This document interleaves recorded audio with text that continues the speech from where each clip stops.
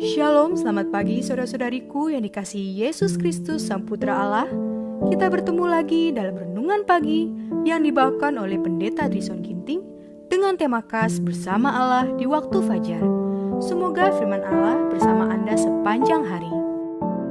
Shalom umat-umat Tuhan dimanapun kita berada. Semoga kita dalam keadaan sehat-sehat saja. Tidak terasa kita sudah memasuki di bulan Oktober. Dan renungan kita di sepanjang bulan ini mengambil tema Pergi dan hasilkanlah buah. Pada hari ini, renungan kita Sabtu 1 Oktober 2022 dengan judul Pelayanan untuk Tuhan dan Bersama Tuhan, Aku telah mengurapi engkau. Ayatnya terdapat di dalam Yohanes 15 ayat 16. Bukan kamu yang memilih aku, tetapi akulah yang memilih kamu. Dan aku telah menetapkan kamu supaya kamu pergi dan menghasilkan buah. Dan buahmu itu tetap, supaya apa yang kamu minta kepada Bapa dalam namaku, diberikannya kepadamu. Kehidupan di dunia ini adalah permulaan kehidupan di surga. Pendidikan di dunia ini adalah permulaan kepada prinsip-prinsip surga. Pekerjaan hidup di sini adalah latihan untuk pekerjaan hidup di sana. Apabila kita sekarang dalam tabiat dan pelayanan suci, adalah bayang-bayang yang pasti dari apa kita nanti. Pekerjaan Kristus di bawah adalah pekerjaannya di atas. Dan upah kita karena bekerja bersama Dia di dunia ini akan menjadi kuasa yang lebih besar dan kesempatan yang lebih luas untuk bekerja bersama Dia dalam dunia yang akan datang.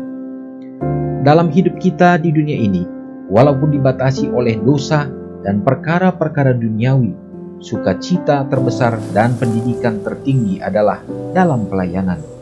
Dan pada masa yang akan datang, di mana tidak lagi dikungkung oleh keterbatasan manusia berdoa, dalam pelayananlah kesukaan terbesar dan pendidikan tertinggi akan ditemukan. Bersaksi dan sebagai saksi senantiasa mempelajari betapa kaya dan mulianya rahasia itu, yaitu Kristus di tengah-tengah kamu. Kristus yang adalah pengharapan akan kemuliaan. Kristus tidak memberikan pelayanan yang cacat. Ia tidak mengukur pekerjaannya dengan jam-jaman. Waktunya, hatinya, jiwa dan kekuatannya diserahkan untuk pekerjaan demi keuntungan manusia.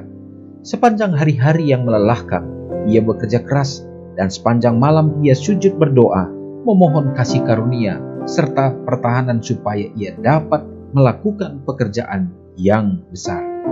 Kasih Kristus, kata Paulus, yang menguasai kami. Ini adalah prinsip yang menggerakkan tindak tanduknya. Itu adalah kuasa motifnya. Umat Tuhan yang terkasih, kita dapat memperoleh poin-poin penting lewat renungan kita pada saat ini. Panggilan untuk menjadi pelayan Allah, untuk kita diurapi oleh Tuhan, adalah merupakan panggilan kepada setiap orang yang menerima keselamatan. Tidak terkecuali, Tuhan akan mengirimkan dan memberikan karunia talenta yang akan memampukan kita untuk dapat turut bekerja sama sebagai rekan sekerja Allah di dalam pelayanan kasih-Nya.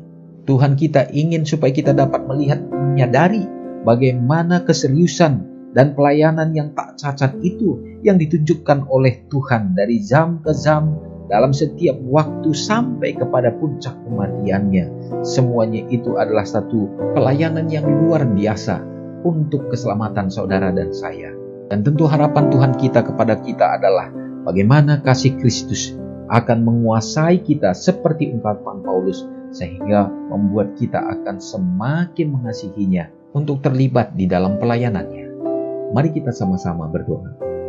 Bapa yang bertahta di dalam kerajaan surga, Allah yang sudah menciptakan kami manusia, Allah juga dengan rencana pelayanan kasih-Mu untuk dapat menebus kami oleh karena kami jatuh dalam dosa, dan melalui kematian Yesus Kristus menjadi jaminan dalam hidup kami, bahwa kami juga akan memperoleh keselamatan bila mana kami menerima kasih Tuhan.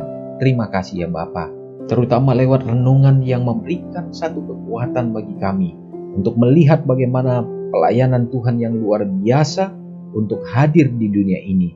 Dan biarlah ya Tuhan, kami pun melalui urapan kuasa Roh-Mu dapat menjadi rekan sekerja Allah, oleh karena melihat bagaimana kasih-Mu yang mengurapi kami ya Bapa. Hamba-Mu mendoakan bagi keluarga-keluarga umat-umat Tuhan dimanapun dimanapun berada, biarlah Tuhan yang akan hadir dalam kehidupan kami ya Bapa, untuk dapat menjadi guru dan juga penopang bagi kehidupan rumah tangga. Engkau akan memberikan kecukupan bahkan berkelimpahan dan memberkati anak-anak yang Engkau karuniakan ya Tuhan, supaya mereka juga ada di dalam kebenaran. Hamba-Mu mendoakan juga bagi gereja-gereja-Mu yang menjadi alat bagi Tuhan untuk dapat menyebarkan kasih kebenaran Tuhan ke seluruh dunia ini. Tuhan kiranya memberikan roh persatuan bagi semua umat-umat Tuhan yang terhimpun di dalamnya, supaya dapat menjadi saksi kebenaran Tuhan. Ya Bapa, memberkatilah kiranya negara yang kami diami, supaya melalui kasih Tuhan juga bagi pimpinan-pimpinan mulai dari yang tertinggi sampai yang terendah, supaya dapat menciptakan kedamaian. Demikian juga harapan kami tentunya satu kebebasan bagi umat-umat Tuhan untuk tetap dapat beribadah, memuji dan memuliakan Engkau. Berdoa juga di saat peperangan yang terjadi bagi saudara kami di Ukraina bersama dengan Rusia. Tuhan, umat-umat-Mu begitu banyak di sana yang tidak mendapatkan kebebasan untuk dapat beribadah di masa-masa sekarang ini, dan dipenuhi dengan kekhawatiran oleh karena situasi perang.